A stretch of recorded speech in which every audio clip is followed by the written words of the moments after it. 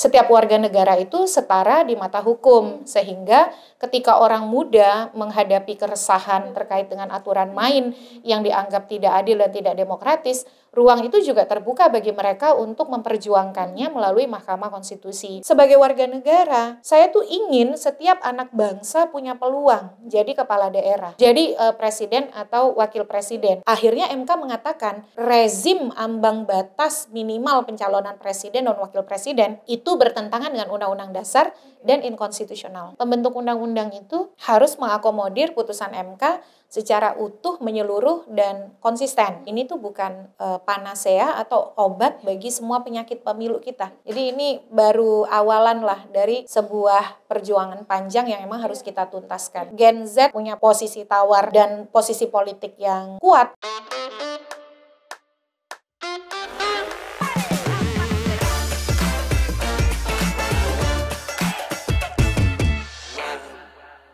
Halo, kembali lagi di podcast For Real Politics, yang muda yang berpolitik bersama saya Ayu Oktavi. Nah, kali ini kita kedatangan tamu yang waktu itu sempat pernah datang ke kantornya Tirto gitu ya. Kita hari ini mau membahas soal sesuatu yang mengejutkan masyarakat Indonesia di awal tahun 2025 gitu ya. Beliau ini, narasumber kita hari ini tuh menyebutnya sebagai kado di awal tahun gitu ya, Mbak. Nah, kita mau ngomong-ngomong langsung dengan Mbak Titi Anggraini dari Perkumpulan untuk Pemilu dan Demokrasi atau Perludem. Tepuk tangan dulu untuk Mbak Titi. Terima kasih Mbak Titi udah mau hadir lagi ke Tirto. Baik, makasih Mbak Ayu, senang banget ya bisa ngobrol. Terakhir kali ya kita waktu itu bahas soal keterwakilan perempuan. Betul. Nah, sekarang kita mau ngobrol soal kemarin putusan MK soal presidential threshold gitu ya. Ambang batas pencalonan presiden. Nah, kemarin itu melihat itu gimana Mbak? Yang akhirnya kan kemarin ada 4 perkara yang akhirnya dibacakan oleh Hakim MK gitu. Nah, tapi yang diputus kemudian milik mahasiswa UIN Suka kemarin itu ya. Perkara nomor 62 gitu. Nah, itu kemudian Mbak Titi melihat putusan itu seperti apa? Ya, kalau bagi saya, kami ya, tentu saja siapapun yang dikabulkan itu tidak penting. Yang penting adalah tujuan dan substansi yang diharapkan itu dapat kita dapatkan. Dan ini kan kepentingannya kepentingan untuk demokrasi Indonesia, kepentingan rakyat Indonesia, sehingga ketika jalan itu diberikan melalui teman-teman mahasiswa, justru bagus karena dia memberikan banyak pembelajaran kepada publik kita. Pertama, bahwa setiap warga negara itu setara di mata hukum, sehingga ketika orang muda menghadapi keresahan terkait dengan aturan main yang dianggap tidak adil dan tidak demokratis, ruang itu juga terbuka bagi mereka untuk memperjuangkannya melalui Mahkamah Konstitusi. Yang kedua, Mahkamah Konstitusi ternyata sepanjang memang bisa dijaga independensinya, maka dia bisa menjadi jalan bagi perjuangan untuk menjaga demokrasi dan konstitusi secara baik begitu. Jadi dalam konteks itu kita bersyukur meskipun memang butuh waktu dan pengorbanan yang panjang untuk menggugah, kalau bahasa saya itu menggugah iman Mahkamah Konstitusi. Karena 30 kali dipentalkan terus. Betul. Jadi di tanggal 2 Januari itu ada 4 perkara Mbak Ayu. Jadi pertama perkara nomor 62 tahun 2024 yang dimohonkan oleh 4 mahasiswa UIN Sunan Kalijaga. Yang kedua itu perkara nomor 87 tahun 2024, pemohonnya dosen dari Unsulbar dan Unhas. Yang ketiga perkara saya, kebetulan saya tidak atas nama Perludem ya, karena sekarang saya dosen di FHUI mengajar hukum pemilu bersama Pak Hadar Nafis Gumai dari NetGrid. Perkara nomor 101 tahun 2024 dan yang terakhir ada perkara nomor 129 tahun 2023. Nah, memang kalau dari 4 perkara ini yang minta agar ambang batas pencalonan presiden itu dihapus, dibatalkan dan dinyatakan inkonstitusional sepenuhnya, ya 4 teman-teman mahasiswa ini. Sementara 3 permohonan yang sisa itu istilahnya lebih moderat, mencoba berdamai dengan MK, meminta rekonstruksi ambang batas yang lebih mudah, supaya istilahnya mungkin mau merayu MK nih, supaya MK itu tidak lagi menolak begitu, tapi ternyata justru kadonya luar biasa progresif, betul. Dibatalkan pasal 222 yang di dalam Undang-Undang 7 2017 yang menyaratkan bahwa kalau ingin mencalonkan presiden harus punya minimal 20% kursi atau 25% suara sah dari pemilu DPR yang terakhir. Jadi ini luar biasa nih. Saya saja yang sudah 3 kali Mbak menguji ke Mahkamah Konstitusi itu terkejut begitu. Tidak menyangka karena nggak hanya malah diharapkannya ke moderat tapi ternyata justru malah pindah gitu ya. Karena sudah biasa ditolak begitu ya. Jadi kalau orang misalnya merayu supaya bisa diterima tuh kadang-kadang kan menurunkan standar ya. Kalau standarnya tadi call-nya call tinggi, jadi agak menengah begitu. Ternyata justru ketika call-nya diturunkan, yang dikasih itu justru putusan maksimal dari MK. Jadi secara keseluruhan buat teman-teman Tirto yang menguji ke Mahkamah Konstitusi sebelum ada putusan yang dikabulkan itu sudah 34. Nah, ditambah yang hari sudah 32. Ditambah yang 4 di tanggal 2 dibacakan putusan berarti total 36 ya. Nah, dari 32 itu bisa kita petakan 24 itu tidak dapat diterima. Betul. Persoalannya apa? Persoalannya legal standing. Jadi kedudukan hukum dianggap kata MK nggak punya kepentingan langsung terhadap apa yang diujikan. Karena kata MK itu yang punya legal standing itu harus partai politik atau orang yang punya hak untuk dipilih dan dicalonkan oleh partai. Artinya dia adalah apakah orang yang memang dapat tiket dari partai tapi kemudian tidak bisa mencalonkan karena tidak terpenuhinya ambang batas, itulah yang punya legal standing. Itu 24 ya. Sementara 6 perkara lain itu ditolak. Ditolak ini karena dalil yang dikemukakan itu tidak beralasan gitu. Jadi tidak terbukti lah kata MK. Nah, 2 perkara lain itu ditarik kembali oleh pemohonnya. Yang pertama Ki Gendeng Pamungkas karena meninggal dunia. Dan yang kedua Jaya Suprana.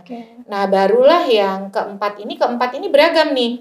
Yang 129 2023 tuh dia advokat Gugum Ridho minta agar ada ambang batas maksimal. Kata dia nggak apa-apa ada ambang batas minimal nih yang 20% kursi atau 25% suara sah. Tapi kalau koalisi pencalonan nggak boleh lebih dari 40% atau 50% nih dari total kepemilikan suara atau kursi atau suara.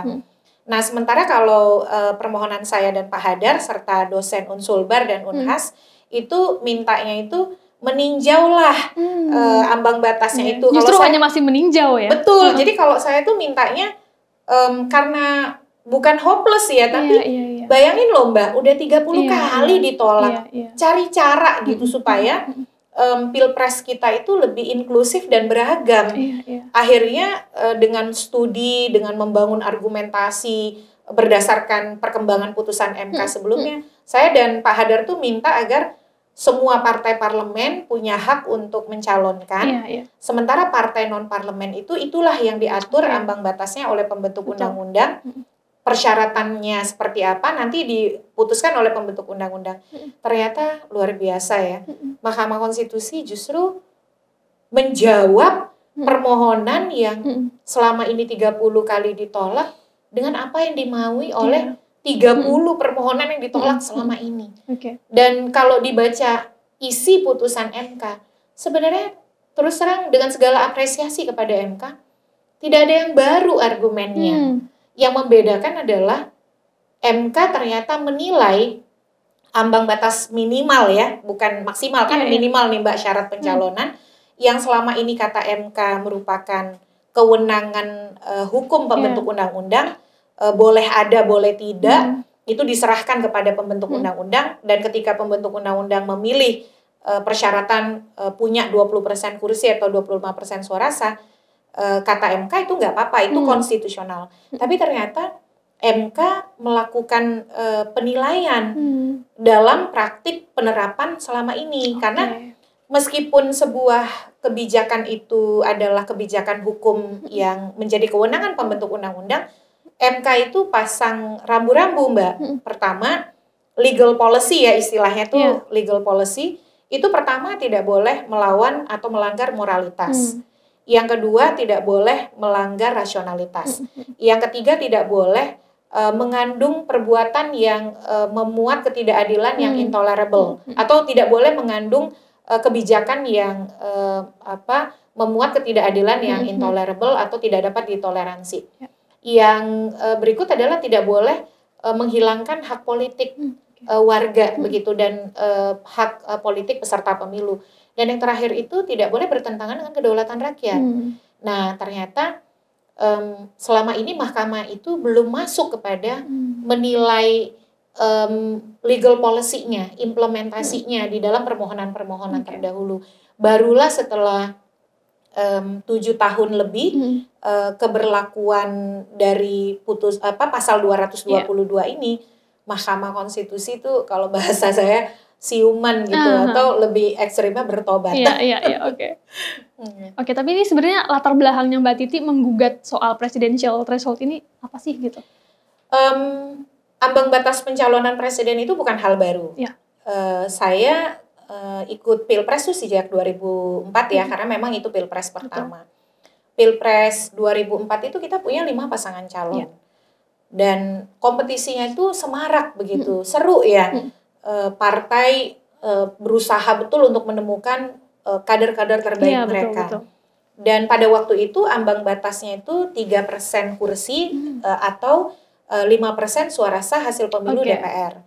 Nah, di pemilu presiden 2009 ambang batasnya itu naik menjadi 20% kursi atau 25% suara sah, yang sama dengan di dalam pasal 222 Undang-Undang 7 2017. Pada waktu itu apakah ada yang menggugat ke MK? Ada. Misalnya Pak Saurip Kadi, lalu partai-partai kecil seperti PBB, Hanura, PPRN, Republikan. Jadi bukan ketika Undang-Undang 7 2017 saja, Mbak, dari dulu juga sudah ada yang menggugat. Lalu Fajrul Rahman, kemudian Effendi Ghazali, begitu ya. Tapi MK ya selalu mengatakan itu kewenangan hukum pembentuk undang-undang. Mau ada atau tidak ada ya kewenangan pembentuk undang-undang begitu. Dan itu terus dilanggengkan sampai 2014, Pilpres 2014 dan Pilpres 2019 dan Pilpres 2024. Saya pertama kali menguji ke MK bersama Pak Hadar Nafis Gumai itu tahun 2017, Mbak, dengan perkara nomor 71 tahun 2017.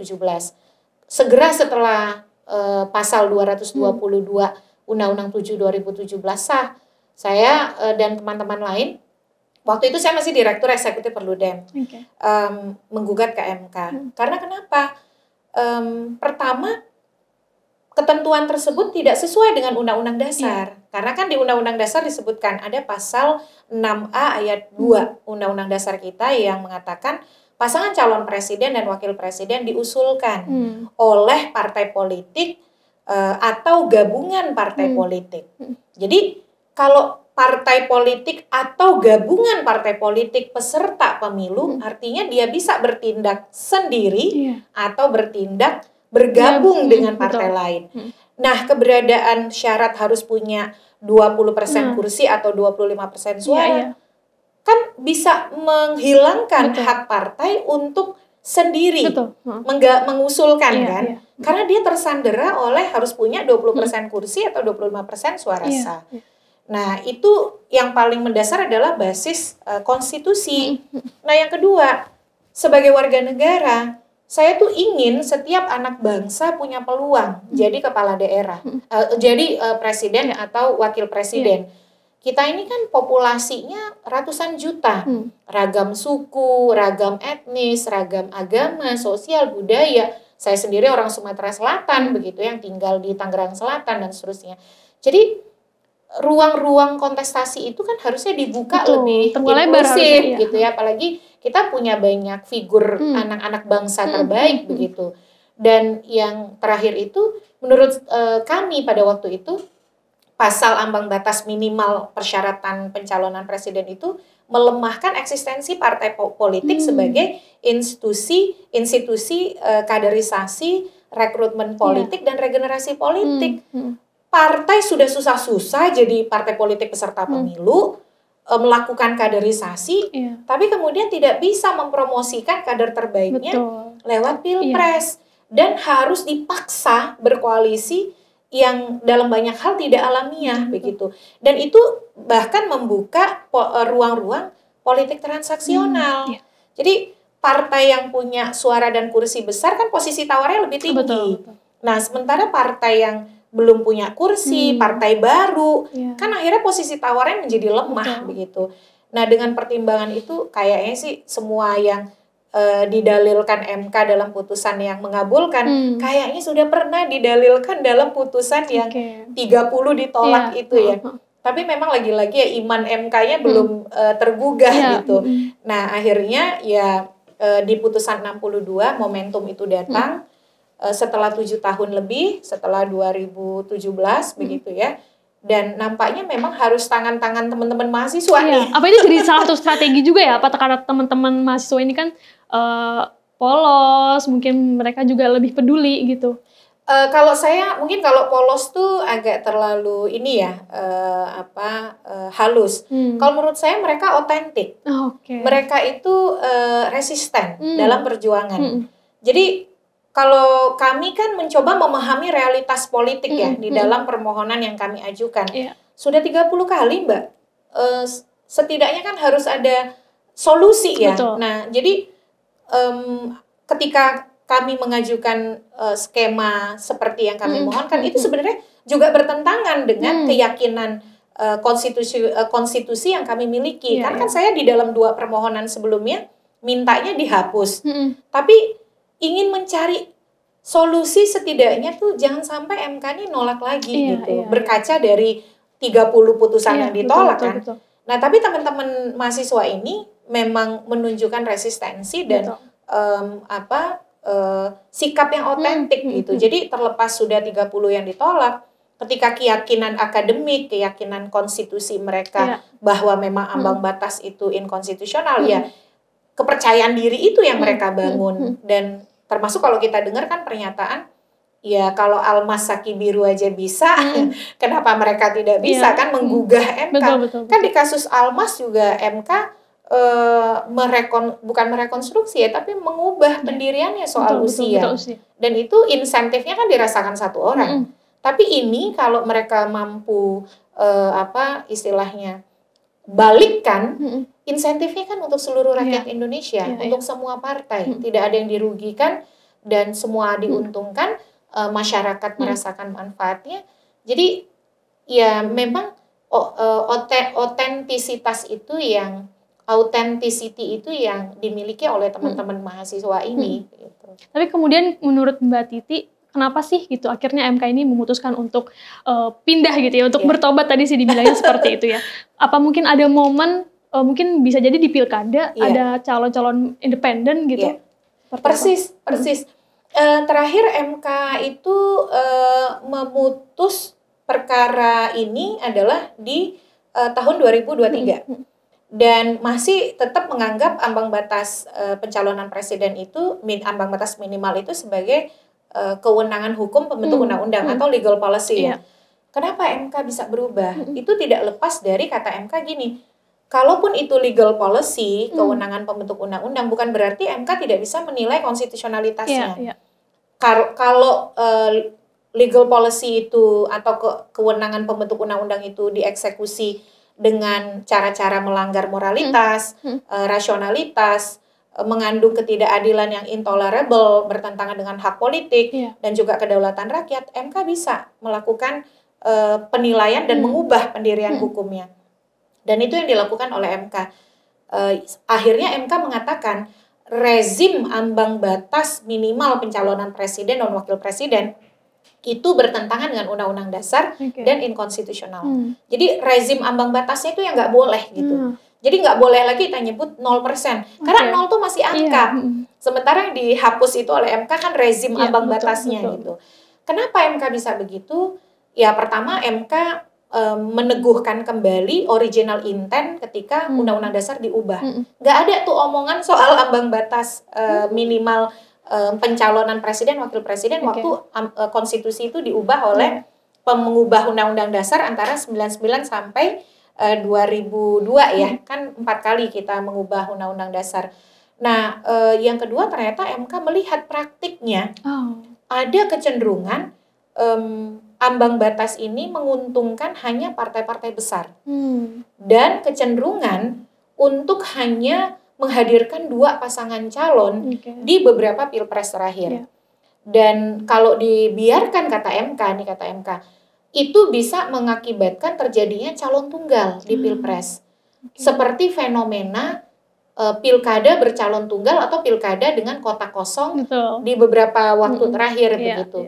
Dan kata MK kalau itu terjadi itu tidak sesuai dengan semangat perubahan Undang-Undang Dasar yang ingin memperkuat kedaulatan rakyat melalui pilpres langsung dan ingin kedaulatan rakyat itu diwadahi bukan hanya hak untuk memilih tapi hak untuk dipilih yang lebih beragam, lebih inklusif. Dan kata MK kalau ada, sebenarnya argumen MK nggak baru juga gitu ya. Kalau menggunakan syarat perolehan kursi atau suara pemilu DPR itu mengaburkan sistem presidensil dan menerapkan sistem presidensil dalam bayang-bayang parlementer. Karena kan kalau sistem bedanya presidensil dan parlementer, kalau sistem presidensil sumber legitimasinya itu bukan presiden ya. Bukan dari parlemen, tapi dari rakyat. Karena dia dipilih langsung, begitu. Dia mendapatkan legitimasinya langsung dari rakyat. Kalau di dalam sistem parlementer kan tidak ada pilpres. Karena kenapa? Partai pemenang di parlemen dengan syarat pembentukan koalisi yang dimiliki setiap negara, otomatis dia akan menjadi Perdana Menteri kan? Tidak perlu ada pemilihan. Nah, kok ini sistem presidensil di mana presiden sebagai kepala negara, kepala pemerintahan, bergantung pencalonannya pada kekuatan parlemen. Nah, itu mengaburkan esensi presidensialisme yang menurut MK merupakan semangat perubahan Undang-Undang Dasar. Salah satunya adalah melakukan purifikasi atau pemurnian sistem presidensil.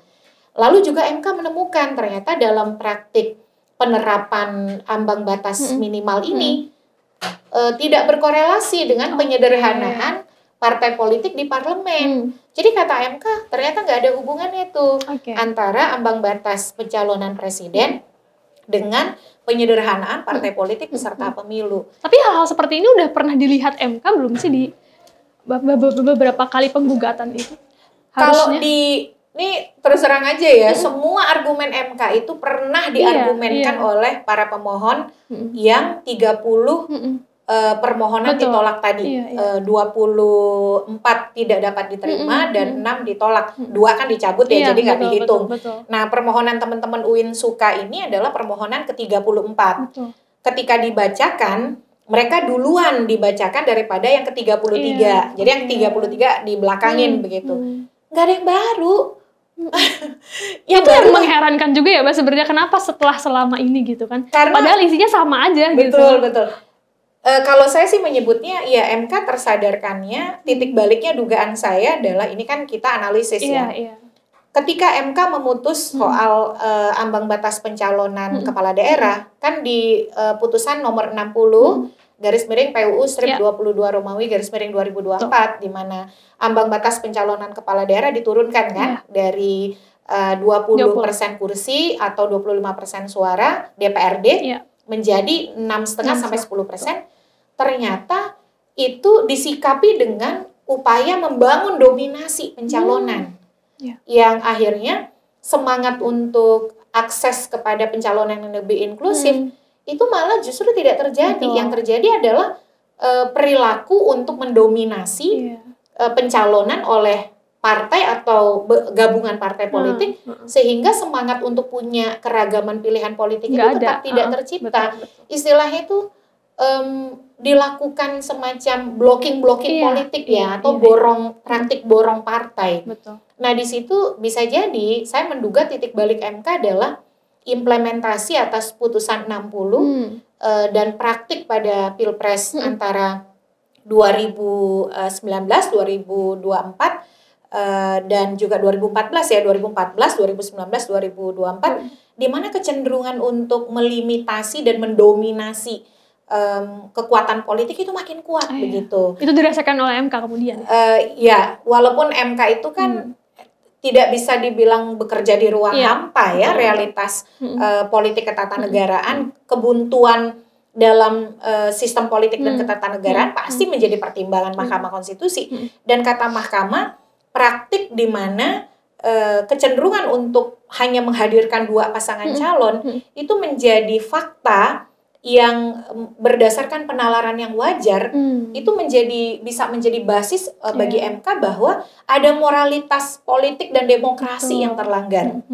Ada ketidakadilan yang intolerable yang sudah terjadi begitu. Dan itu kan berarti kalau sampai tahun 2023 saja MK bergeming ya istilahnya, tidak berubah pendirian hukum, artinya yang mengubah MK kan 2024.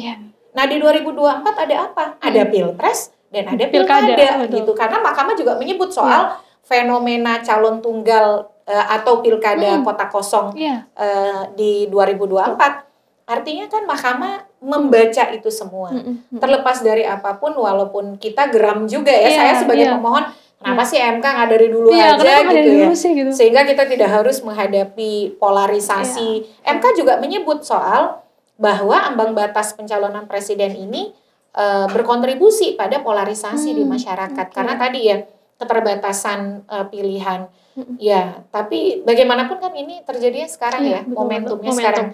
Jadi kalau saya tuh menyebut di dalam sebuah tulisan saya di media, saya bilang bahwa pertimbangan-pertimbangan tadi ya, evaluasi MK atas praktik legal policy membentuk undang-undang, khususnya puncaknya di pemilu dan pilkada 2024, bertemu momentumnya dengan permohonan teman-teman dari UIN Suka, di mana MK memang sudah sangat gelisah dengan dinamika ketatanegaraan kita yang dirasa makin jauh, dinilai makin jauh dari tujuan perubahan konstitusi dan juga tujuan reformasi begitu. Jadi saya melihat ya ini terlepas dari apapun ya harus kita apresiasi, kita rayakan begitu. Meski banyak pekerjaan rumah yang juga menunggu, dan saya bilang bahwa ini tuh bukan panacea atau obat bagi semua penyakit pemilu kita. Jadi ini baru awalan lah dari sebuah perjuangan panjang yang memang harus kita tuntaskan. Gitu. Ya mungkin ini bisa jadi awal, tapi kemudian kalau dilihat kan membuka peluang untuk berbagai parpol gitu ya, untuk bisa mempromosikan kader-kader terbaik mereka untuk kemudian nanti maju gitu kan. Setelah nggak ada lagi ambang batas gitu. Itu Mbak Titi menilainya bagaimana untuk tidak kebanyakan, tidak berlebihan, itu seperti apa? Pertama ini putusan langsung berlaku ya, serta-merta karena final and binding. Jadi jangan lagi ada yang, karena banyak yang tanya sama saya, Mbak Ayu, ini kapan sih berlakunya? Karena ada politisi yang bilang kan MK nggak sebut kapan berlakunya. Mungkin politisinya backgroundnya bukan hukum ya. Jadi karena putusan MK itu serta-merta berlaku, artinya dia berlaku mulai hari ini. Dan pemilu yang paling dekat kan Pilpres 2029. Jadinya Pilpres 2029 harus sudah menerapkan putusan MK. Nah, yang kedua adalah apa dampaknya? Saya nggak setuju tuh, saya harus kritik juga putusan MK ketika menyebut jangan sampai calon presiden terlalu banyak. Banyak tuh apa variabelnya?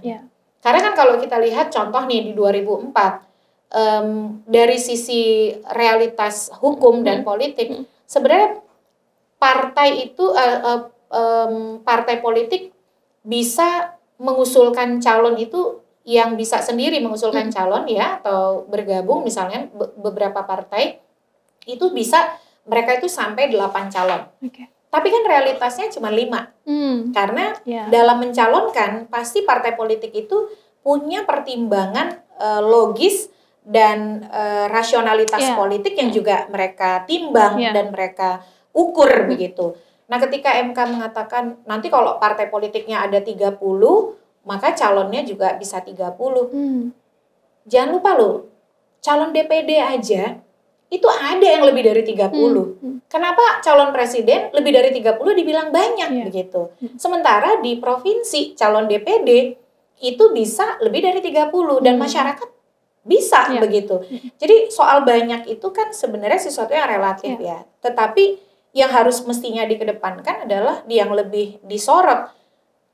Siapapun yang dicalonkan oleh partai politik untuk menjadi capres-cawapres, itu kan otomatis partai peserta pemilu ya. Mereka harusnya hadir dari proses yang demokratis, bukan bancakan para elit partai, bukan hasil dari transaksi dengan para pimpinan elit di partai. Selama ini kan Mbak, kita ini cuma jadi penonton. Para elit kumpul, tiba-tiba deklarasi, mengusulkan si A, si B. Anggota partai, pengurus partai, itu seolah-olah menjadi tamu di rumahnya sendiri. Nah, yang mestinya menjadi PR kita adalah bagaimana hak yang diberikan kepada partai politik peserta pemilu ini, itu kemudian diikuti dengan pencalonan yang mencerminkan nilai-nilai demokrasi, bukan sekedar karena apa maunya elit. Sebab kalau itu misalnya tidak diatur nanti ya, tidak ditegaskan, ini jangan-jangan hanya menjadi pestanya para elit begitu. Jadi para ketum sibuk bikin rekom, yang dipertimbangkan adalah popularitas semata, isi tas begitu. Tapi anggota dan pengurus partai di tingkatan bawah itu sekedar jadi penonton. Nah, itu yang kita tidak kehendaki. Meski saya yakin bahwa situasi pemilu kita karena pemilu DPR dan pemilu presiden ini bersamaan, partai juga akan lebih logis. Karena mereka memikirkan masa depan partainya juga kan. Kalau mereka sembarangan mengusulkan orang, gimana nih dengan masa depan kursi di DPR? Karena kalau calonnya jelek, tidak disukai rakyat, jangan-jangan itu berdampak pada perolehan suara partai kan. Nah, jadi ini adalah bagian dari electoral engineering sebenarnya, yang akan kemudian berdampak atau memiliki efek pada bagaimana partai juga menjaga eksistensinya di parlemen. Pasti dia akan mencari kader-kader yang ikut berkontribusi pada mendongkrak perolehan suara partai supaya dia bisa dapat kursi lebih banyak di parlemen juga kan. Gitu. Ya, kemarin MK juga memberikan sanksi juga kan kalau misalkan tidak mengusulkan. Itu tidak boleh jadi peserta pemilu di pemilu berikutnya. Oke, sip. Nah, kemudian Mbak Titi terkait koalisi, mungkin kita beralih. Nah, perlu nggak sih ada ambang batas koalisi partai? Menurut saya perlu. Berkaca dari pilkada. Agar nggak terjadi aksi borong partai itu lagi. Agar tidak ada aksi borong partai dan dominasi atau hegemoni kekuatan politik uang, ataupun jangan sampai nih ya, lagi berkuasa, pengen 2 periode, dipakailah hukum untuk kemudian mempenetrasi secara ilegal dan intimidatif kekuatan-kekuatan politik lain begitu. Ya meskipun kekuatan politik lainnya juga jangan melanggar hukum dong supaya tidak ada celah untuk dipolitisasi kan. Kita tidak berharap ada move politik atau kemudian proses yang politicking ya di dalam pencalonan sehingga tadi ada dominasi dan juga hegemoni kekuatan politik tertentu. Saya tuh awalnya nggak setuju dengan ambang batas maksimal koalisi pencalonan karena saya merasa ya orang tuh masa dilarang mau koalisi kalau memang calonnya berpihak kepada rakyat masa nggak boleh. Tapi ternyata benar kata MK, ini bukan hanya soal menggunakan hak, bukan hanya soal memfasilitasi hak partai, tapi bagaimana kita juga mendorong ini sebagai bagian dari electoral engineering untuk partai itu betul-betul menjadi institusi kaderisasi yang optimal. Kan mestinya partai itu mampu melahirkan kader-kader terbaik mereka dan memelihara eksistensi mereka dalam proses pemilu. Apa sih tujuan partai? Ya mau ikut pemilu. Supaya ideologi politiknya bisa diperjuangkan dan direalisasikan kan. Loh kalau partai sekedar membeo pada calon-calon partai lain, dipertanyakan dong eksistensi politik mereka dalam memperjuangkan ideologi politiknya. Satu sisi pemberlakuan ambang batas maksimal itu bisa mendorong partai untuk terus berpikir, mencari dan mengkondisikan kaderisasi dan regenerasi politik di internal supaya mereka siap nih. Di pileg mereka siap, di pilpres juga mereka siap. Dan walaupun misalnya saya cari di banyak referensi, koalisi itu kan lebih lazim di parlementer ya. Nah, tetapi ambang batas maksimal untuk membentuk koalisi di dalam sistem presidensil kita dalam konteks Indonesia itu juga penting Mbak untuk menjaga kekuatan penyeimbang. Jangan sampai DPR-nya sekedar jadi paduan suara yang sekedar jadi tukang stempel bagi kebijakan eksekutif begitu. Nah, ketika misalnya ada ambang batas maksimal, contoh nih, yang saya pikirkan adalah ambang batas maksimal itu antara 50 sampai 60% dari total peserta pemilu. Jadi contoh kalau peserta pemilunya kita ambil ambisius ya, 20 partai. Kalau 50% berarti 50% dari 20. Dia tidak boleh berkoalisi lebih dari 10 partai begitu di dalam pencalonan. Nah, hal-hal seperti itu jadi trigger nih buat partai supaya serius mikirin untuk punya kader-kader yang siap nanti di 2029 ya, dan tidak tersandera pada tadi ya politik pragmatis yang kan bukan tidak mungkin ada politik transaksional begitu. Nah, itu cara-cara dan dalam konteks sistem demokrasi saya selalu ingat tuh bahwa demokrasi itu adalah dynamic phenomenon. Jadi dia dinamis gitu. Dia dikontekstualisasi di masing-masing negara dan situasi masyarakat. Yang nggak boleh itu adalah ketika dia inkonsisten gitu, aji mumpung.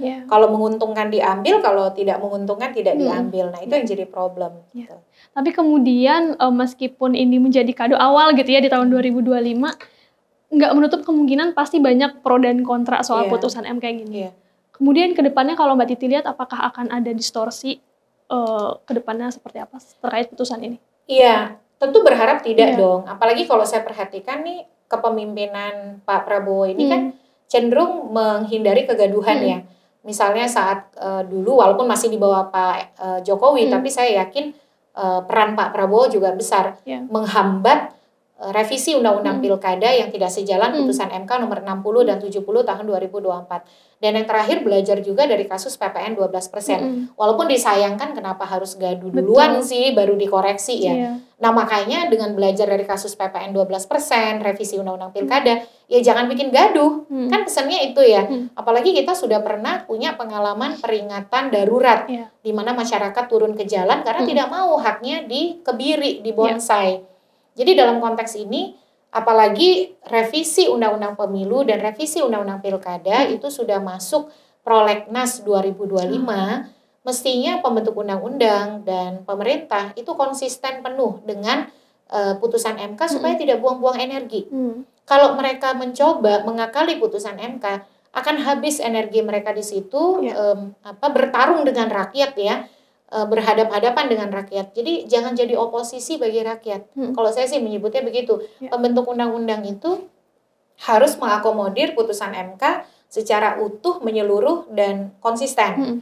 Nah, dan apakah peluang distorsi ada? Ya, saya tidak bisa jamin itu tidak ada. Tapi itu akan berisiko, akan membuat pembentuk undang-undang berhadap-hadapan dengan rakyat dan menjadikan mereka sebagai oposisi bagi rakyat gitu. Dan saya juga berharap jangan sampai kemudian ada upaya-upaya juga untuk mengganggu independensi MK. Kalau kita lihat di hari putusan MK dibacakan, itu sebenarnya Mbak, bukan hanya putusan ambang batas minimal pencalonan presiden yang bagus.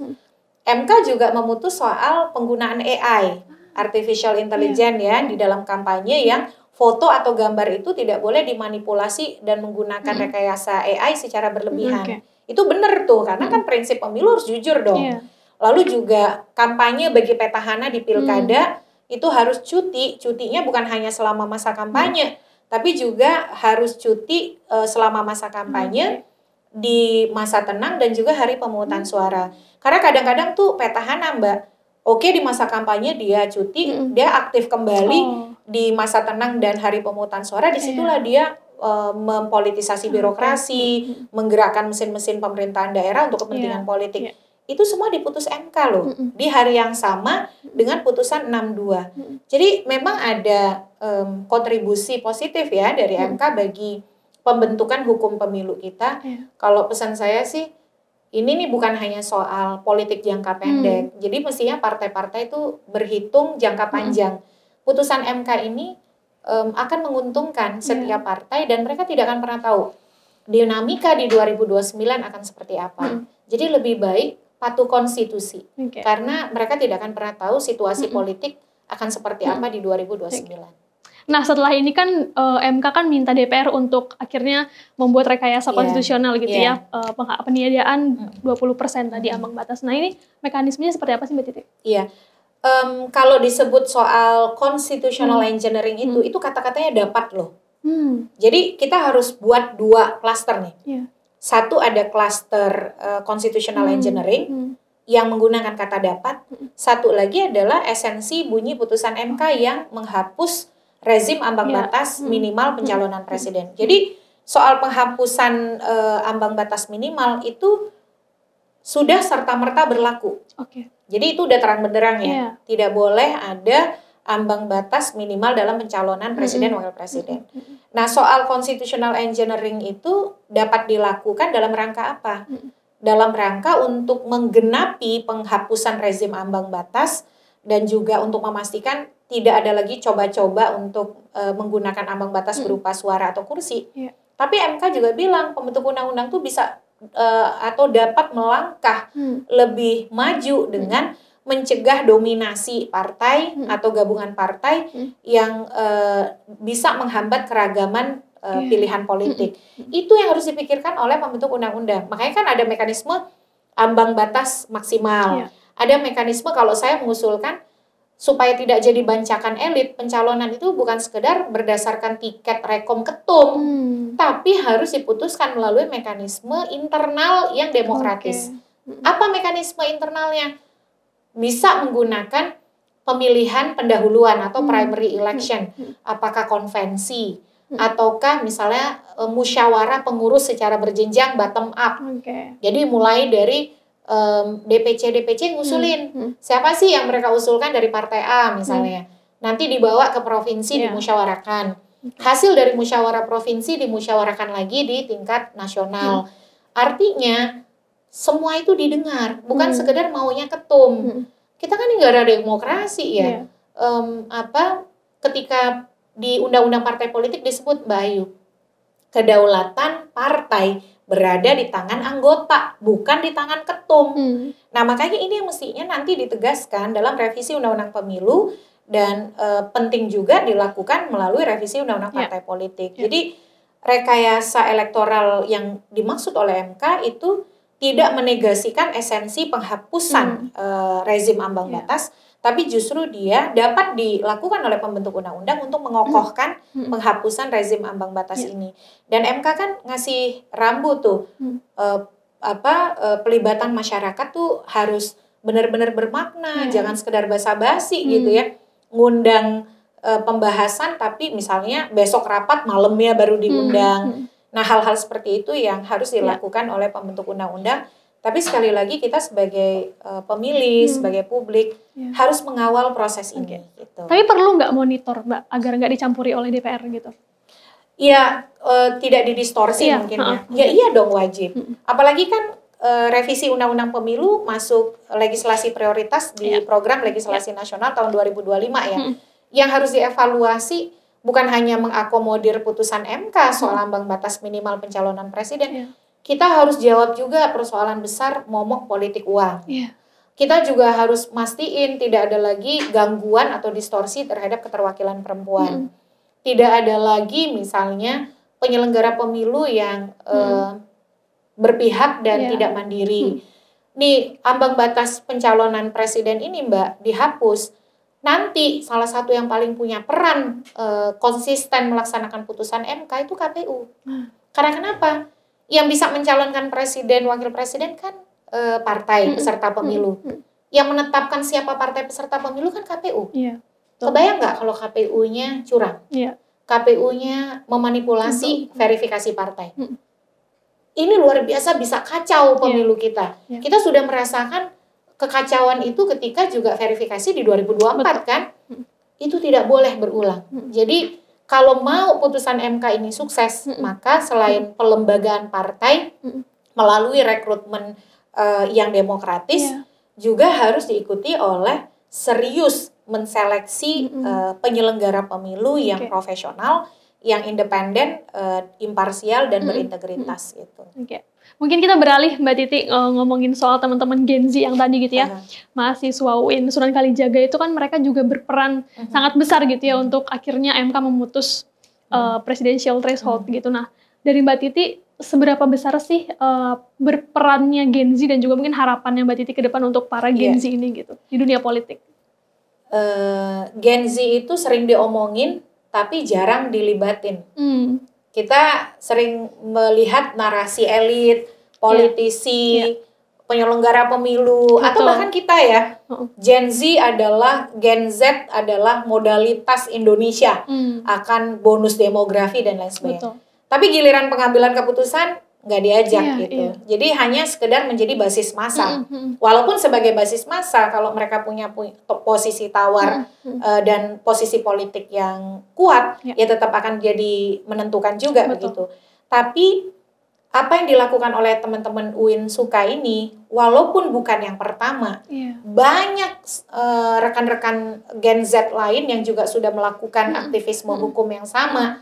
Misalnya pilkada tetap bisa bulan November, itu tuh 2 mahasiswa loh yang gugat ke MK, walaupun putusannya ditolak, tapi pertimbangan hukumnya mengatakan pilkada nggak boleh tuh digeser dari November, dimajukan ke September.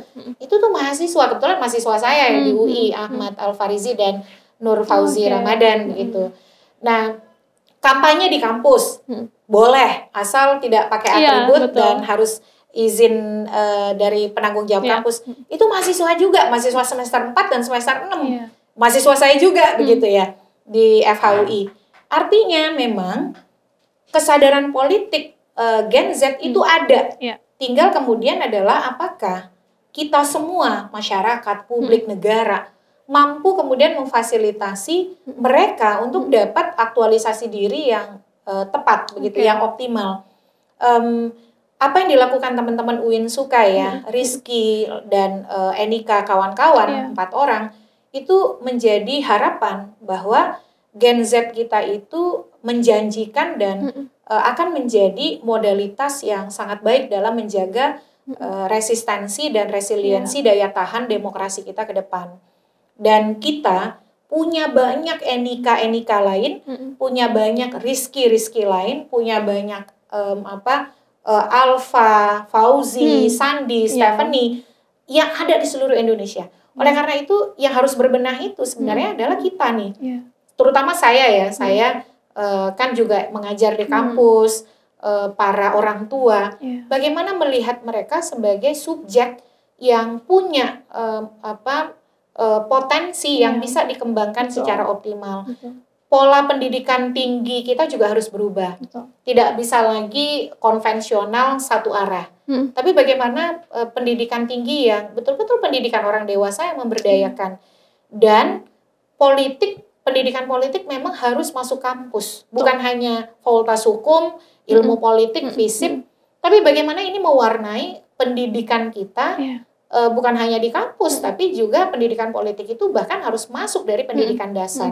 Jadi jangan istilahnya itu apatis, apalagi kemudian resisten terhadap politik. Karena ternyata perjuangan untuk demokrasi, perjuangan untuk pelayanan publik, ya itu juga pintu masuknya kan perjuangan politik begitu. Jadi saya apresiasi, makanya tadi saya bilang kan, Enika dan kawan-kawan dari UIN Suka ini menunjukkan komitmen dan pendirian konstitusi yang otentik. Saat kami misalnya saya ya berusaha untuk menggugah MK dengan coba mencari titik tengah, mereka menunjukkan karakter orang muda, yaitu persisten dan juga konsisten dan teguh begitu. Nah, mudah-mudahan ini menjadi inspirasi bagi semua anak muda lain. Kalau ada ketidakadilan di lingkungan kita, kalau ada ketidakbenaran di sekitar kita, orang muda bisa mengambil langkah dan ikut berjuang untuk kemudian menegakkan keadilan dan menegakkan aturan sebagaimana yang dijamin oleh konstitusi. Gitu. Tapi mungkin setelah momen ini, siapa tahu ke depannya suara Gen Z lebih bisa didengar untuk keputusan-keputusan lainnya gitu. Tapi apakah di dunia akademisi sendiri, Mbak Titi, untuk menyelipkan edukasi politik itu masih sulit? atau gimana? Memang it takes two to tango ya. Membangun ekosistem itu nggak bisa hanya orang per orang. Dia harus juga didukung oleh sistem pendidikan yang juga harus menopang itu. Contohnya kalau saya sendiri bersama teman-teman di kampus ya, menggugah critical thinking mereka, berpikir kritis mereka. Di kelas itu kan saya mengajar hukum pemilu. Ini prinsip asasnya tuh begini. Ternyata kok aturan hukumnya begitu. Berarti kan ada disparitas antara law in the text dengan law in the field ya kira-kira, atau kemudian antara konsep dan prinsip hukum dengan bagaimana hukum itu diatur. Dari situ kan mereka kemudian bertanya, kok bisa begitu? Nah, tugas kita menjadi kawan diskusi. Tugas kita itu menjadi teman berdeliberasi untuk merespon kegelisahan-kegelisahan dan pertanyaan-pertanyaan kritis itu begitu. Ketika kemudian dijelaskan ada loh upaya mengkoreksi. Kalau undang-undang bisa diuji ke Mahkamah Konstitusi, kalau dibawa undang-undang ke Mahkamah Agung. Dan setiap warga negara bersamaan kedudukannya di depan hukum. Mahasiswa sebagai warga negara punya hak konstitusional di MK.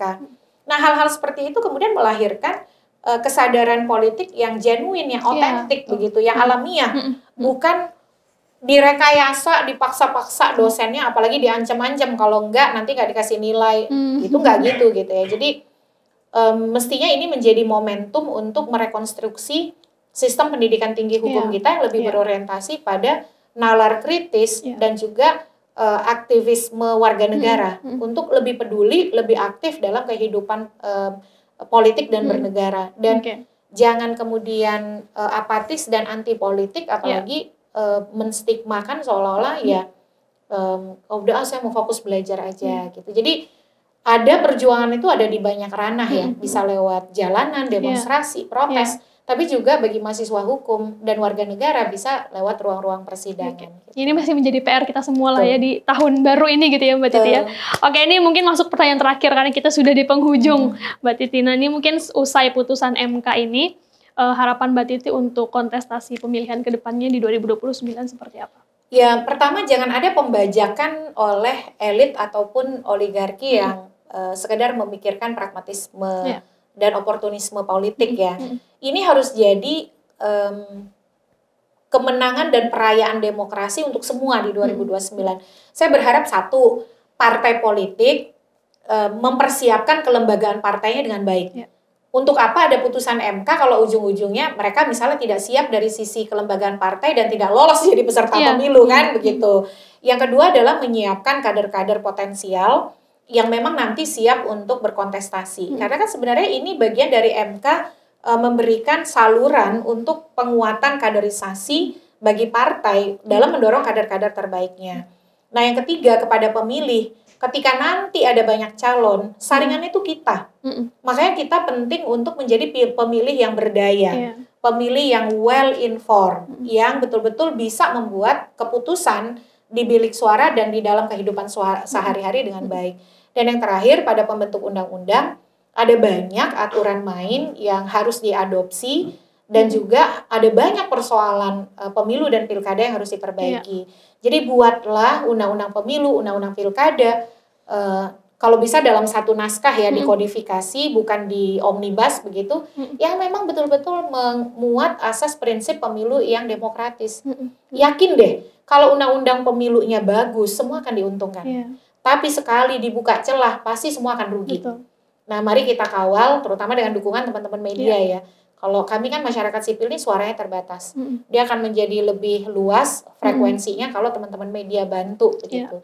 Jadi kita kawal revisi undang-undang pemilu, ambil peran dalam melakukan pendidikan politik, di saat yang sama juga terus menagih janji partai politik untuk memerankan fungsi-fungsinya. Oke, terima kasih Mbak Titi, luar biasa banget. Terima kasih kepada teman-teman sudah menyaksikan podcast For Real Politics. Kita nantikan terus di tahun baru ini, kita kawal terus revisi undang-undang, kemudian juga ikuti terus edukasi politik bersama dengan podcast For Real Politics yang mudah berpolitik. Sampai jumpa!